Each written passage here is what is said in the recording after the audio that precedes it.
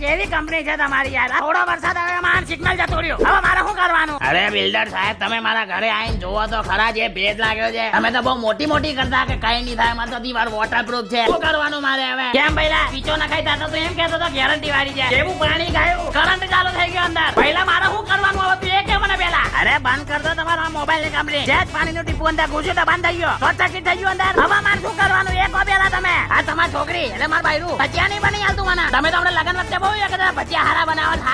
અરે બનાવે તો ખબર પડે ને કેવા બનાવે છે. હવે તમે જ કહો મારે શું કરવાનું? અરે નીતિનભાઈ ગડકરે, અરે આમ તો બહુ મોટી મોટી રોડ ની વાતો કરો છો. આ શું છે? પેલા અહીંનો રોડ હરખો કરાવો યાર તમે, અને જલ્દી કરાવો, બાકી અમારે શું કરવાનું અહીંયા? જેમ તમે જોઈ શકો છો કે અહીંયા અમારા એરિયામાં અહીંયા મેદાનમાં પાણી ભરાઈ જાય છે. વરસાદનું એક ટીપું પડે એવું તરત પાણી ભરાઈ જાય છે. તો એના કારણે ડેન્ગ્યુ, મલેરિયા, કોવિડ-19 જેવી બીમારીઓ થઈ શકે છે. તો સરકારને મારી અપીલ છે કે આનું કઈક નિકાલ લાવો. અમારા છોકરાઓ બીમાર પડે ક્યાં જશે એ લોકો? અમારે શું કરવાનું?